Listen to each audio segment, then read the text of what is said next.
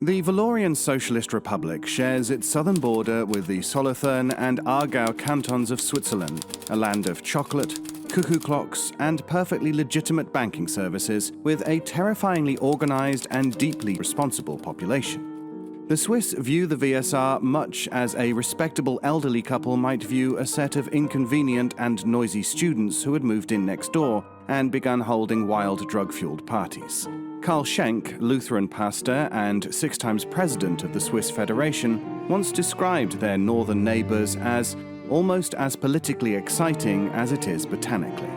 South of Champignon, some 30 miles or so from the aforementioned exciting flora of the Seltsamwald, grassy subalpine slopes gently merge into the lower reaches of the Jura Mountains, from whose unique geology we derive the name of that other notable source of toothy and ravenous monsters, the Jurassic period. Among these picturesque foothills, dotted with whitewashed houses and stubby-spired churches, nestles the popular spa town of Bad Spukberg. It was notable both for the copper and arsenic-rich waters of its thermal springs, and for the dangerously precipitous and reputedly haunted pass by which it was approached.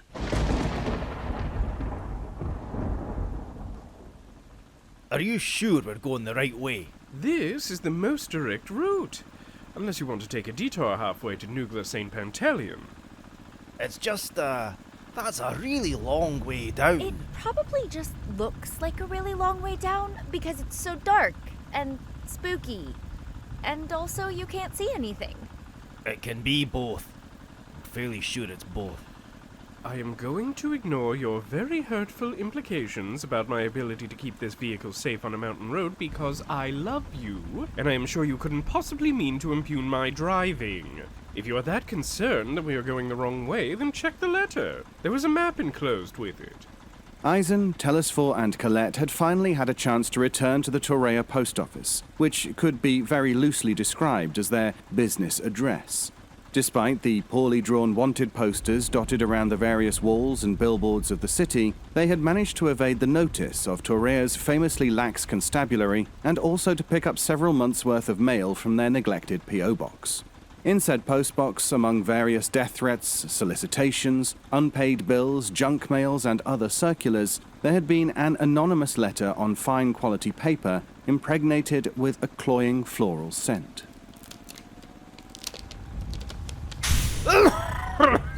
Oh, for fuck's sake. Oh, bergamot, whatever the fuck you call it. Oh, right. Dear Messrs. Winterlich Iron Misgags, cordial greetings and our best wishes for your health, blah blah blah. Please forgive our writing to you without proper introduction. Your reputation for transporting anything to anywhere, regardless of obstacles, has come to our notice. Oh, aye. Famous and daring escape from the FKA. Oh, that's nice of them to say. Consistently making a fool of the authorities in the most impressive fashion. Ugh, now they're just buttering us up. Due to an unfortunate disagreement with our previous distributor, we find ourselves in need of a new career with the ability to move a large amount of product quickly and with the greatest discretion, and would be delighted to offer you this opportunity. If you should find yourself inclined to take up this offer, please come to the Gasthaus Rosa Bianca in Bad Spukberg and ask for the Idlewise Special, then await further instructions. Yours faithfully, Sick. The Spukberg Illicit Chemical Consortium. Aye, polite letter. Shame about the fucking name. Ah, here's the map. Spukberg Pass. Danger of death, falling rocks, lightning strikes, particularly aggressive mountain goats. Oh aye, we're on the fastest route right enough. Told you! It's such a mysterious letter. I wonder what product they need us to move. Oh, it's definitely drugs. Oh no. Really? You have noticed we're criminals, right?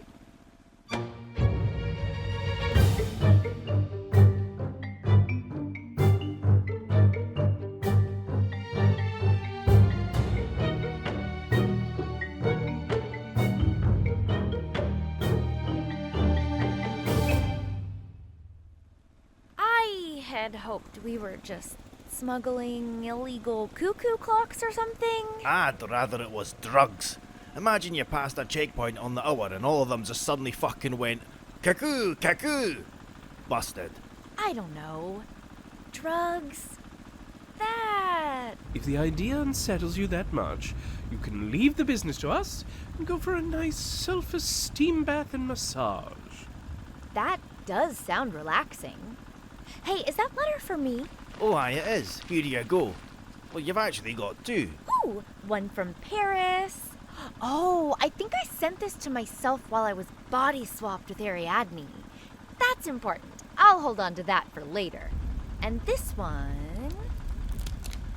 It's from Nanette! Dear Colette, I hope you are well and the boys are treating you kindly. Please find enclosed one of my new experimental pop-up dioramas. Thought you'd all get a kick out of it. It's entitled The Seduction of Leda by Zeus. Pull the tab. Oh! That's a lot of folds on the... It's like a little concertina. Amazing how she gets it all so anatomically correct. Real attention to detail. Ah, this one's for me. Ah, it's from my brother. Seems like the family's doing grand. Here, he sent a photo of the new baby. Oh, that's lovely. And Patty's been asking after me. Oh, I love that woman. My grandmother. How is she doing? Ah, asking when I'm getting married. Again. Well, I'll be happy to oblige if you'll give me a dosa recipe. Ha! You should be so lucky. She never even gave it to my mother. This weather is ridiculous.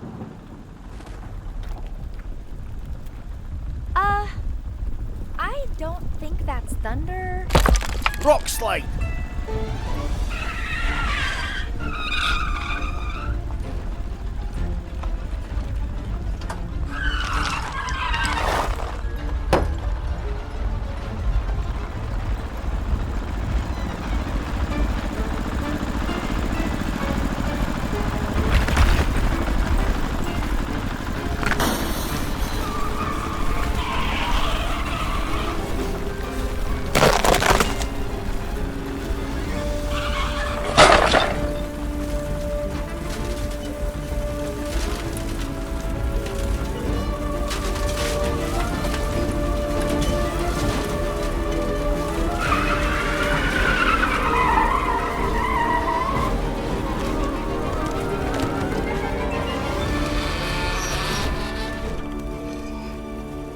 Stay very fucking still.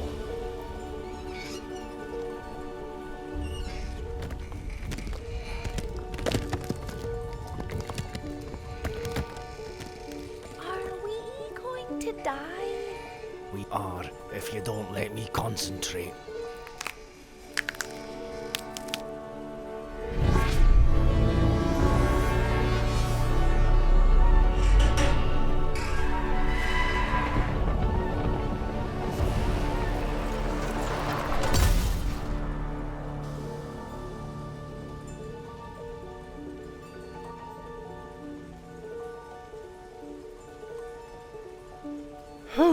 Have I told you how much I love you lately? Aye, but if you want to say it some more, I mean, I'm not complaining. Ah, bollocks, the van. Is it bad? Oh, poor baby. What have those nasty rocks done to you? Ah, I can't see what I'm doing in the dark or in the bloody rain. Looks pretty messed up, though. Upon inspection, insofar as it was possible to do so in the somewhat less than ideal conditions, the van was found to be in a dreadful state. One of the axles had sheared clean through, and the exhaust was damaged to the extent that Eisen was certain he would not be able to repair it without access to spare materials. We'll have to seek shelter at that castle up there. Perhaps they have some spare parts? Aye, or at least something metal I can work with. Are you sure? It looks scary. Like it might be full of werewolves. Or... elegant vampires in opera cloaks who invite you in and sip from a glass of wine before they... Right now, I don't care if it's full of little purple goblins having a tea party. As long as it's dry. Schloss Spukberg had towered over the eponymous Spukberg Pass since it was built in the 11th century by the Count von Spukenstein at the behest of his overlord, the Duke of Burgundy. It was a blocky, grey, limestone affair with shingled turrets and heavy oak shutters, and it squatted on the edge of a crag among glacier-carved peaks and flower-dotted mountain pastures that were probably quite pleasant to look at when not currently shrouded in thunderclouds. History does not record with any certainty when the Schloss acquired its cursed reputation. It may simply be due to the particularly dangerous road it presides over, which narrowly skirts the 120-foot drop to the Ergols River below that had almost claimed Eisen's van and occupants.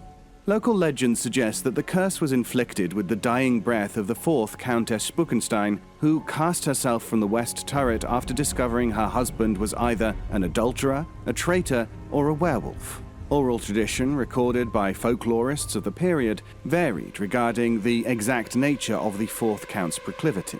In fact, oral tradition varied on the effects of the curse itself, although common themes of ill luck visited upon the family occupying the castle featured heavily in contemporary accounts.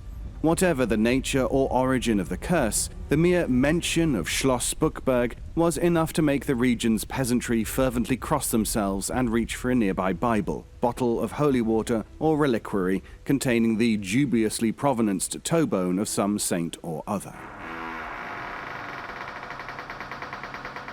Eisen's knock on the heavy oak door was answered by a severe-looking housekeeper in a black dress and apron so stiffly starched it might have stood up on its own if she had stepped out of it. No hawkers, salesmen, or wandering priests. Terribly sorry to bother you, madam. I am Telesphore Winterlich, and these are my associates, Mr. Eyre and Miss Guise.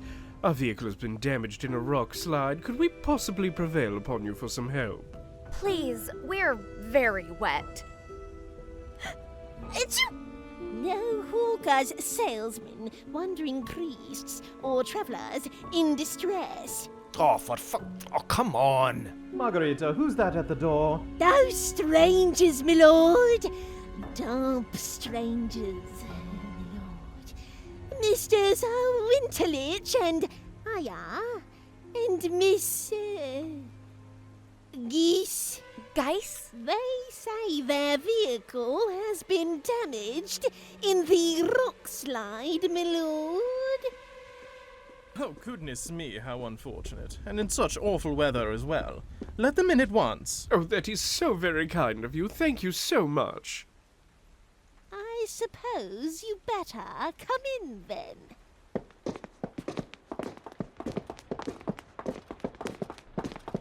Please forgive the housekeeper. She is very wary of strangers. We are quite isolated up here, and the castle has something of a reputation. Oh, aye, you can't be too careful, I suppose. High risk of peasants with pitchforks and burning torches? Exactly. Exactly that sort of thing. Jonquille, darling, come down here. We have visitors. Where are the children? In the orangery, Aster, dearest. Oh, look at the poor things. They are very damp. Marguerita, go and fetch some towels. My manners, forgive me. I am Count Aster von Montblum, and this is my wife, the Countess Jonquille. Delighted to meet you. The von Mernblum family had come into the possession of the Schloss Spukberg when the last Count von Spukenstein and all four of his sons had died in the Burgundian Wars of the late 15th century, leaving only a second cousin, Lord Ulm von Mernblum, to inherit the castle. The current count clearly favoured his forebears, who were depicted in a series of prominent gilt-framed portraits arrayed along the walls of the Great Hall. The lords of Schloss Spukberg were to a man pale, dark-haired, and languorous, with pronounced widow's peaks and deep-set eyes. By contrast, the Countess Jonquille had the plumpness, golden hair, and rosy cheeks of a Swiss milkmaid. Nonetheless, she had gone to great pains to fit in with the prevailing ethos of her marital home by concealing her ruddy complexion under a great quantity of white face powder. An elaborate outfit of black lace and velvet completed the ensemble, to the great consternation of Colette, whose speculations about the occupants of the Schloss had, it seemed, proved distressingly prophetic. I knew it. They're gonna eat us for dinner. What was that? Something about dinner? Oh, you must be famished. Of course, yes, you must stay for dinner. That would be delightful, thank you. Oh, aye, that's most obliging of you. I don't suppose you've got any scrap metal, to repair the van. Around the house and grounds? Almost certainly. I'm sure there's a pile of broken gardening equipment in the potting shed that we never seem to get around to getting rid of. Honestly, you'd be doing us a favor taking it away. Achoo! Oh, and poor Miss Geese seems to be coming down with a cold. Oh, where is Marguerita with those towels? Perhaps a change of clothes, too. Our daughter Lilie might have something that will fit you. You must forgive how ill-equipped we are to host guests. If you'd have been here back in my dear departed father's day, the castle was absolutely bustling with servants, but now I'm afraid we only have the cook, Herr Birnbaum, and Marguerita, our housekeeper. It seems to have fallen out of fashion to have a properly appointed household in this new socialist republic we live in. And of course, so few staff will remain here because of the curse.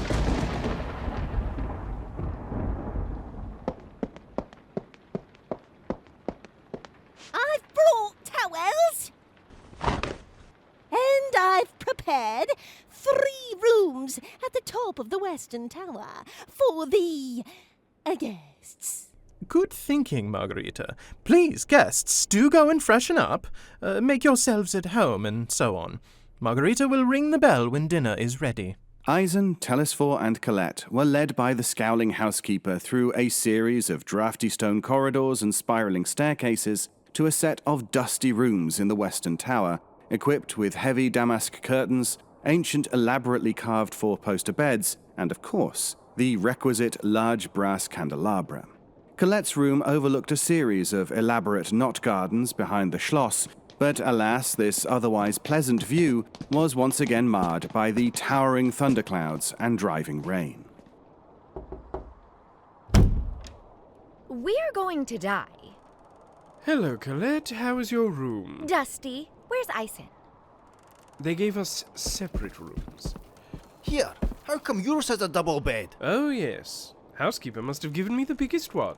Right, well, we're in here then.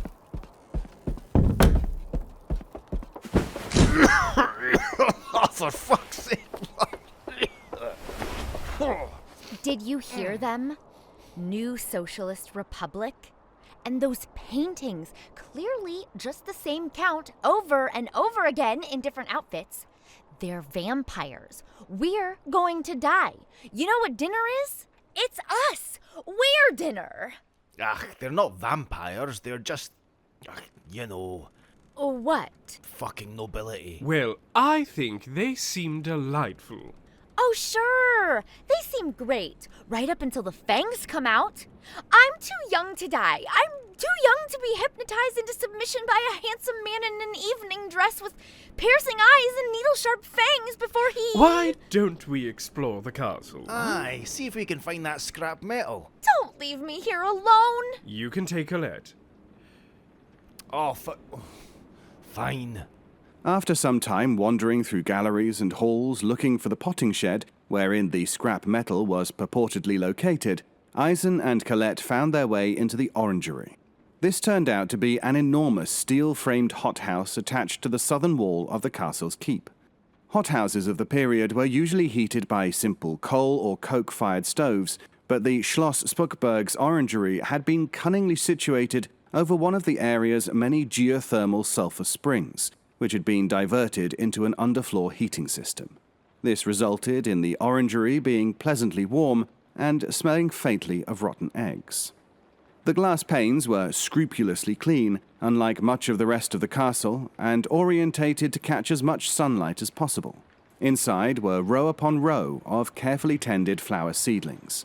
Also inside were the von Mernbloom children, both of whom favoured their father in appearance, and one of whom was elbow deep in fresh compost. This is such dreary work. Make yourself useful and pass me that trowel. Which one? The red one. You know, brother dearest, you could actually help me pot these seedlings. We need to... Oh! Hello. Hello, indeed. Hi! Alright, got any scrap metal? Your ma and dad said we could have some to fix the van. They did. Oh, you're the guest's mother was going on about. Lilie, remember? She popped by earlier. Oh, yes. I wasn't paying attention. I was removing greenfly. Kiefer von Mohnbloom. This oblivious, dirt-covered creature is my sister Lilie. How do you... Hey! The pleasure is all mine. About time we had some visitors. It's so tedious around here when the weather's bad. There's a pile of old junk in the potting shed. Follow me. Nice one. Hey! Excuse me. I didn't catch your name? My name's Colette. Colette Geis. Lilie von Mohnbloom. Oh, Kiefer already said that. Are you staying here long? I hope not. Sorry. I mean, we'll be out of your hair once Eisen finds something to fix the van. He's an artificer. He can do anything with metal. Oh! We're floromancers. Me and Mama and Papa, anyway. Kiefer's too lazy. I'm not lazy.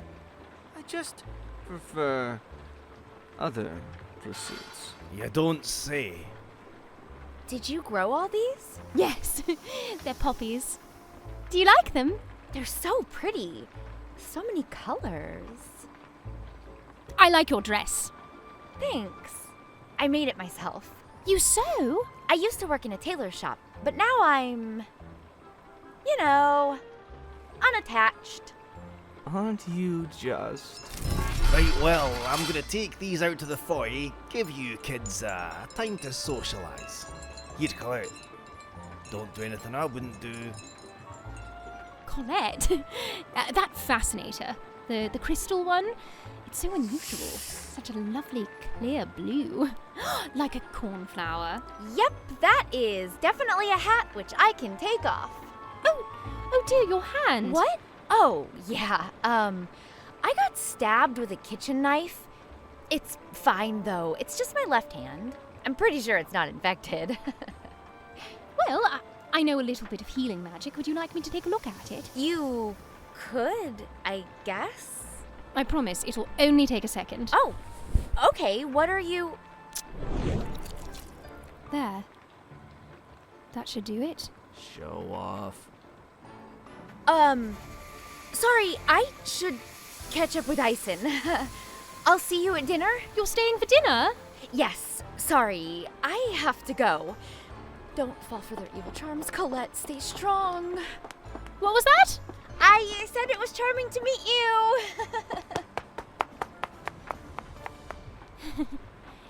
You too. She seems nice. Meanwhile, Telesphore had naturally gravitated towards the Schloss's kitchen, wherein a burly gentleman was currently engaged in slaughtering and eviscerating a pig.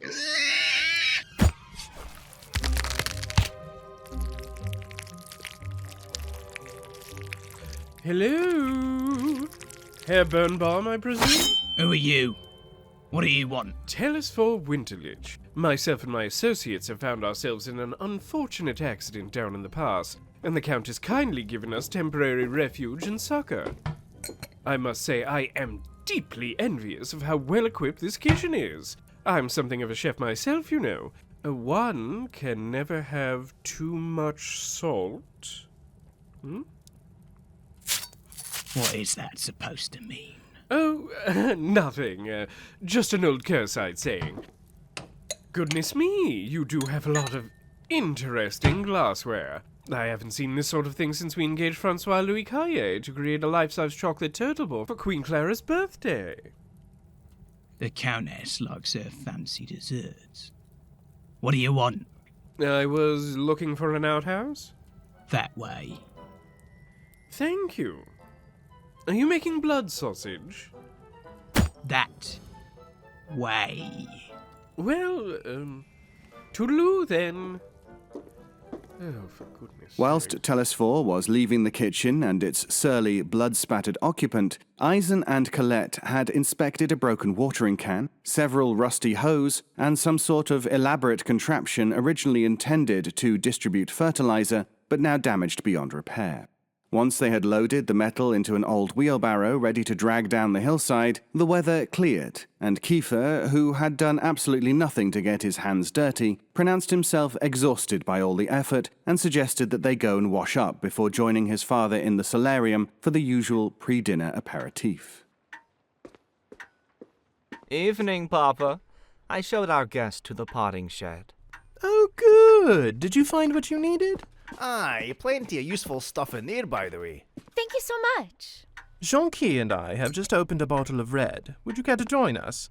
It's a recent vintage, I'm afraid. Ah, well, don't mind if I do. I don't drink wine for religious reasons. Really? Yes, I'm a Lutheran pietist. Dancing, card games, and alcohol are all distractions from the pursuit of holy Christian communion, you know? Oh, she's very pious. Sounds like a dreadful existence. Life's pleasures are meant to be enjoyed, I've always said. Go on, sin a little bit. It'll feel grand. Kiefer! Don't be so indelicate. There's nothing wrong with a young lady behaving respectably. And I'll drink to that. More for the rest of us, eh? Absolutely. I'm sure we can find you something to drink, even if it's water from the well, or tea, or coffee. Do you eschew stimulants as well? Coffee is okay. Kiefer, take Miss Geist to the breakfast room and ring for Marguerita. Delighted. Come along now. I won't bite. That's a good joke. That's a good joke. But I don't want to leave Eisen alone. Something untoward might happen. Don't you worry. We'll keep him on the straight and narrow. Well, all right. If you're planning to do something untoward, you'd best get it in now before Miss Geist returns. I can think of a few things. Oh, darling, you're terrible. You are staying overnight, aren't you, Mr. Eyre? The weather is so dreadful, we couldn't possibly send you out there now. Not when it's so warm here in the castle. What?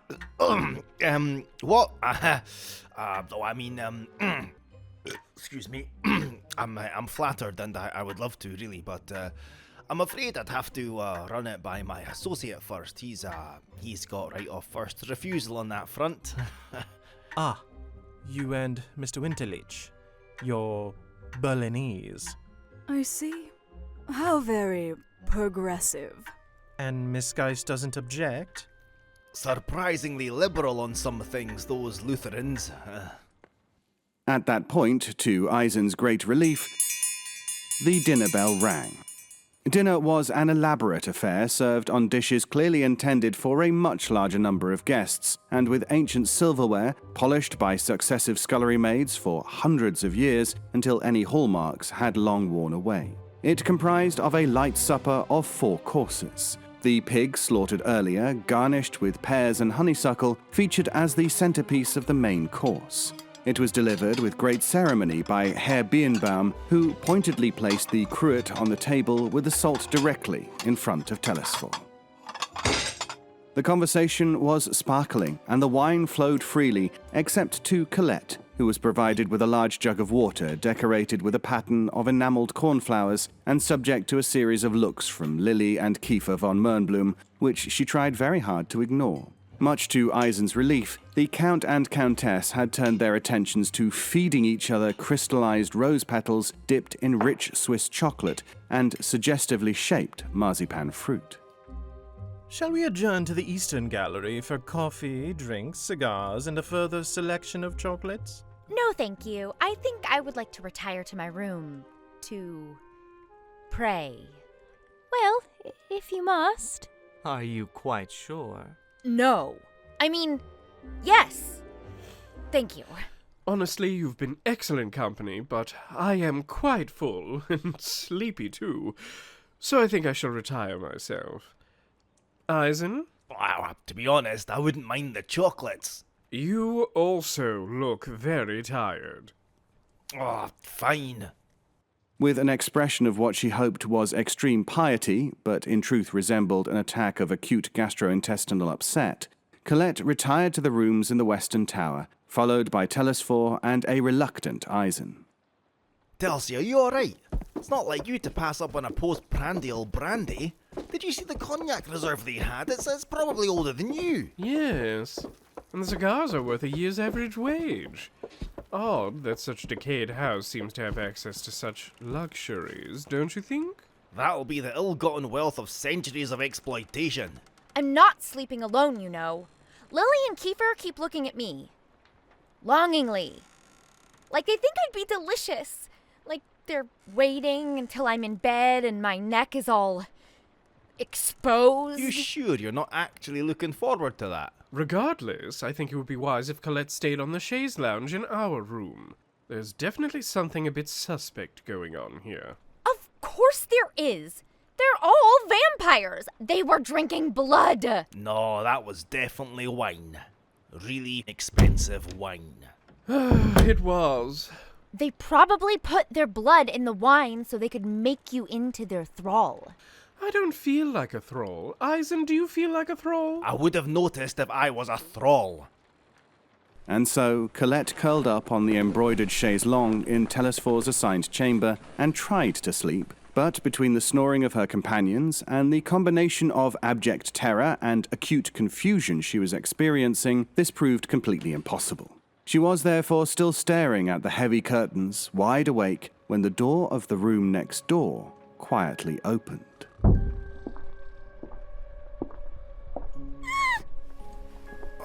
What? Next door. There's someone in my room.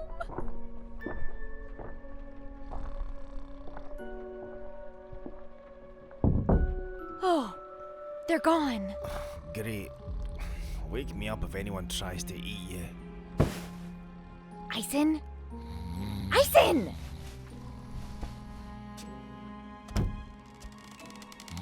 Hello?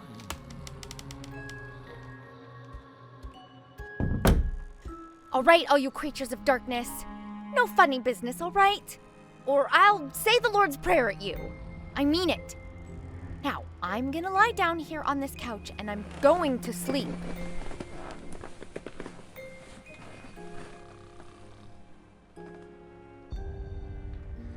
Okay, fine. Maybe you can have one bite. Just one. Just one little sip of blood. One per vampire. But only on the neck. Or the wrist. Nowhere more risque than that. For now. Needless to say, Colette did not sleep for the rest of the night either, and was therefore one of the first to notice the ear-splitting scream in the early hours of the morning. Murder! Murder! The young master has been murdered! What's happening? Oh, my boy. My poor boy.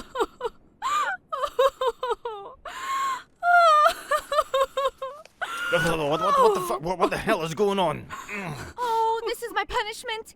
Now we're gonna be murdered and eaten. Eaten and murdered. Murdered, eaten. And then the leftovers used as fertilizer in the orangery. I found the young master in his room. His sheets all bloody. It's the curse, I tell you. It's the curse. Oh, it's your fault. You interlopers have angered the spirits of this castle! What are you on about? We've been in our room sleeping all night. The curse! Doomed! The house of Moenbloom is doomed! Marguerita, please, calm down. Go and gather everyone in the breakfast room. Breakfast was already halfway through being served when the House of von Mernbloom, its staff and guests, assembled, and Herr Birnbaum seemed more irritated at the fuss interrupting his serving of the sausages than he was at the loss of the eldest scion of the family. Here, Colette. Do you want some toast? No, I don't want some toast, Eisen. Someone is dead. He'd want you to have some toast. Eisen! They've got cherry conserves. Everyone, please, could I have quiet? As you know, my dear son Kiefer has passed away. I realize the weather is still quite inclement, but think it would be best if our guests leave as soon as possible, since you have what you need to repair your vehicle. Too late! The spirits! They are offended! Marguerita, please. This is not the time. I'm thinking we should definitely leave before they get any more offended. Or we get murdered. Here, hold on a second. Where's Telesphore? Good morning, everyone. Good! You can cut the act, Miss Marguerita. I have just come from your son's room, Count von Mernbloom, in which you will be unsurprised to hear I did not find a body, only a set of blood-stained sheets. My son has been moved down to the cellars. Of course. Now, as I have indicated previously to Mr. Birnbaum over there, I am a chef. Thanks to my years of kitchen experience, I am intimately aware of the difference between the aromas of human blood and the blood of pigs. Wait, is he saying he's cooked with human blood? Don't ask. And on top of that, there was quite a bit more blood at the scene than one would expect from a single body. Humans possess on average 4.5 to 5.5 liters of blood, while a Basque pig, like the ones you raise in the grounds, can have more than twice that amount. When did he... Don't ask. That is item 1. Item 2, the glassware in your kitchen. Far more complex than even the most elaborate chocolatier would require. Item 3, the poppies being cultivated in your grounds are Papaver somnifera vicina, a variety obtained by crossing the opium poppy and the pink drumlith, a cursite flower that causes euphoric hallucinations when consumed. All of this information leads me to one conclusion. You are sick. You tell him, Telesphore. Not sick. SICC. The Spukberg Illicit Chemical Consortium. Who came up with that name, by the way? My father, I'm afraid. I've been thinking of changing it, but the name has a reputation attached.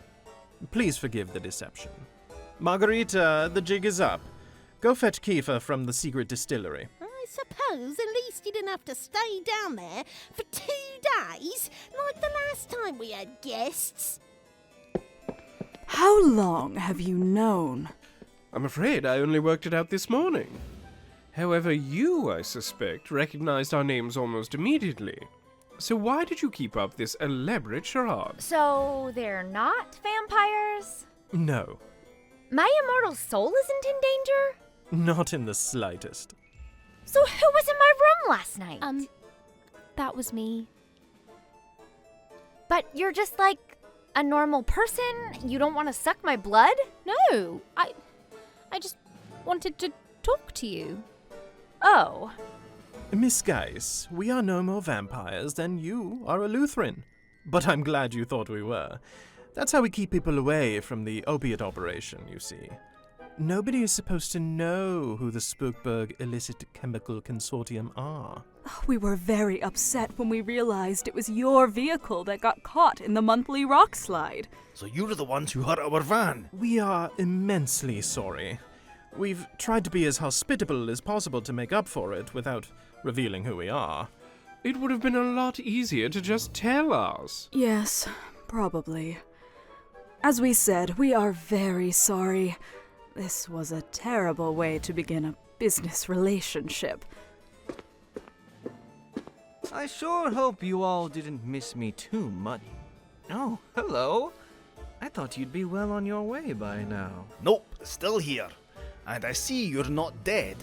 Hopefully not for some time, darling. Since that's the case, why don't we get back to what we originally came here for? Discussing the distribution of your product. We were originally intending to do that over cognac at the spa at Bad Spukberg. The reserve? Naturally. Sounds good to me, after I fix the van. Of course. Herr Birnbaum, will you prepare the carriage while Mr. Eyre does his repairs? Certainly, Countess. The spa! I forgot all about the spa. I'd be happy to go with you, if you'll have me. Sure. Well, count me in. Colette, you must try the sulfur baths. They're to die for. And the mineral mud treatments do wonders for your skin. Go on, touch my face. See for yourself. I'd rather not. In front of your family. But, spa I can do. I spend so much time on the road, I basically don't have a skincare regimen anymore. I go regularly. The biting wind up here does dry everything out, so...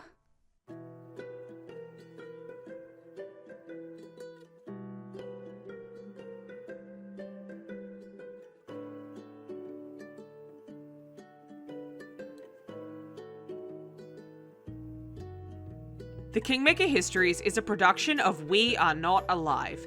This episode was written by Lou Sutcliffe and audio engineered by Meg Malloy-Tootin, with executive production by Henry Galley and Ashley Craft. Our theme was written and performed by Professor Shy Guy. A full list of other music used can be found in the show notes, as can our social media links. This episode featured, in order of appearance, David Ault as the historian, Blythe Renay as Colette, Taqi Nazeer as Eisen, Josh Rubino as Telesphore, Zuwie Lefou as Marguerita, Nate Washko as Aster, Caroline Orejuela as Jonquille, Ty Coker as Kiefer, Lauren Grace Thompson as Lilie, and Lou Sutcliffe as Birnbaum. If you would like to support the show, go to patreon.com/KingmakerCast. Thanks for listening, and we'll see you in 2 weeks.